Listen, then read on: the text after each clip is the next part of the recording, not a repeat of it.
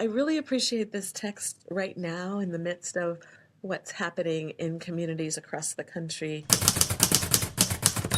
Bring your tissues on Sunday because Jesus is doing some weeping. John chapter 11, that's where we are this Sunday. Reverend Thorne, you are back in the pulpit. We're officially into Lent. Yes. What, maybe just first off, hi, how are you and how are you feeling about Sunday? Um, I love this phrase from the COVID times when people said it's a very Lenty Lent. I think we're in that place again with all that's happening in the world. It feels very Lenty, very wilderness, very dry, dry and parched. Um, but I'm excited. This is one of my favorite seasons, probably my favorite season of the year. I think it is for a lot of clergy, a lot of the clergy on our staff. It's just a quiet, slower time to reflect and contemplate where you are, course correct, where you want to go, where you want to be in your walk with Jesus. So, super excited to be talking about the raising of Lazarus. It's a wonderful text, so human, and there's so many places to hang your sermon on. Yeah, there's this one has this is the whole chapter. So we got a lot going on here. Jesus, it starts, now a certain man was ill. That's how we're introduced in this Right. chapter, which I Correct. always think is an interesting opening line. And then Mhm. Jesus kind of, doesn't rush to the scene. You'd think a certain man is ill. Jesus, get over there and do your thing. Or in fact, Jesus, just do the thing you've been doing and say the word from a distance and heal him. Oh, This right. feels like such an interesting juxtaposition to some of the other signs we've seen in John where Hmm. Jesus works from afar healing people. And now he waits and it finally shows up and the funeral is 4 days in. And then things get, weepy and exciting. Weepy and exciting. That's a good way to put it. Um, I, I really appreciate this text right now in the midst of what's happening in communities across the country. Just thinking about Jesus in crowds and what crowds are doing and how crowds are showing up for one another. I have a couple of colleagues who live and serve in Minneapolis, and they have shared reflections about how crowds are showing up and how never have they seen Jesus more clearly than they have seen him in the faces of crowds. And so I love the crowd as a character in stories, kind of what they're muttering or whispering or observing. They're noticing Jesus's sorrow and they're asking each other the questions that you ask. Like, well, why didn't he come sooner? And I think he really loves this family. Is he going to do something spectacular to heal this man? And then, of course, he does. Um, what's also beautiful, I believe, about this passage, and you alluded to it about the lintiness of it, the stinkiness of it, 4 days after the funeral, um, is the fact that that smell or that stench is juxtaposed with life. Mm. That is also really hopeful for me in the midst of what's also going on in our country, that there can be stinky, stench-filled stories where life is still speaking. Yeah.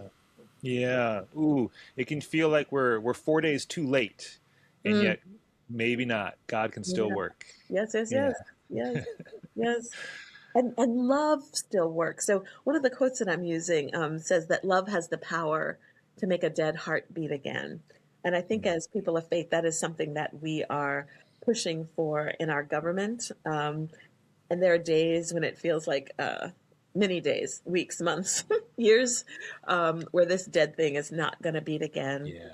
But um, but maybe, Maybe. Yeah. Whether it's 4 days or 4 years, love is still up to something. yeah, Yeah. yeah. And it makes me think, all Lent, this is week one of Mhm. the whole season of Lent, 40 days. That's excluding Sundays, by the way, if you're doing the Yeah, math. The season from Ash Wednesday until Easter Sunday, which is in April. yeah, And our theme this year is Love Made Public. Can you say a right. bit more about that and how that kind of connects to this story and what's coming out of the sermon on Sunday? Yes. So we work on our themes together as a clergy team and also with our lay leaders, those who serve on our worship commission.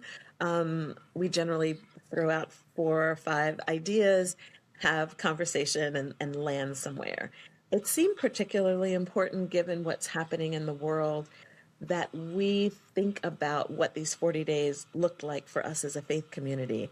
Um, and contemplative, inward facing is certainly a piece of what this season invites us to.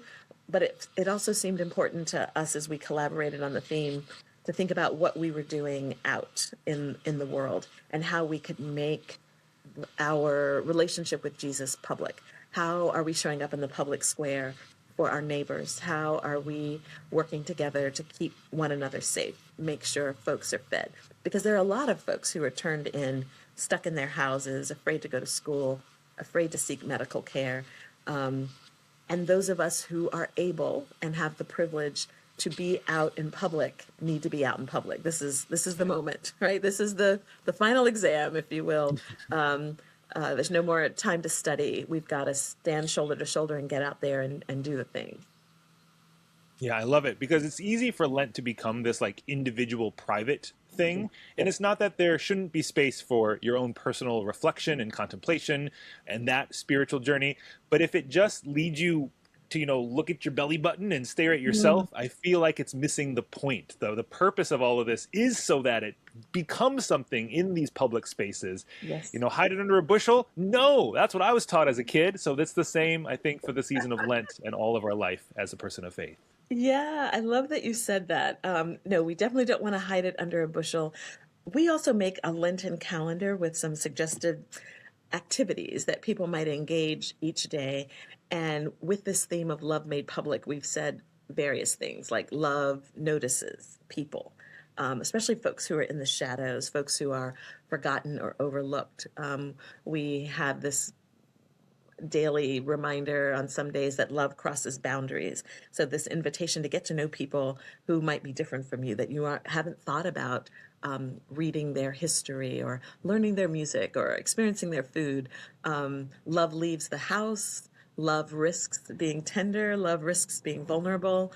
Love shows up. Love advocates. And so I'm really excited to give our community and to be in community with our folks around these small ways that we can start to be more public in our prayer life, Yeah. in our advocacy life, in ways that can really transform things for our neighbors. Yeah. Oh, well, it's just beginning. So if you're watching this video and it's not Wednesday yet, maybe this video is up on Monday or Tuesday. We'll see how quick I am at turning it around. You can still join us for Ash Wednesday. That's February 18th. We have a service at 7 p.m., I want to say, with a That's question mark. correct. Yes, that's Okay. correct. I know these things. And we'll have all sorts of things happening for the season of Lent. There'll be various things online. Like Adrian mentioned, this calendar. You can go to our website for that. There'll be a link right there where you can find it at trcnyc.org. All things Lent at Riverside. It begins Ash Wednesday. It continues every Sunday. And this Sunday is the first Sunday in the season of Lent. And it's going to be one of many great ones still to come. We'll dive into the story of Lazarus in open Bible study. You can join Adrian in the room. You can join me on Zoom. That's at 9:30 on Sunday. And then worship gets rolling with the carillon and the organ. And then we get the call to worship around 11 a.m. So stick around and join us for that, whether you're in New York or anywhere in the world. And then if you're online, hang out for virtual coffee hour. We'll talk more about this story and all the ways it invites us to embody love made public as well. That's this Sunday. It's going to be great, as always. And yeah, it's a Lenty Lent. We're in that season again. And I think there's no better way to step into it than in community. So I hope you can join us and be a part of this journey together. We'll see you Sunday.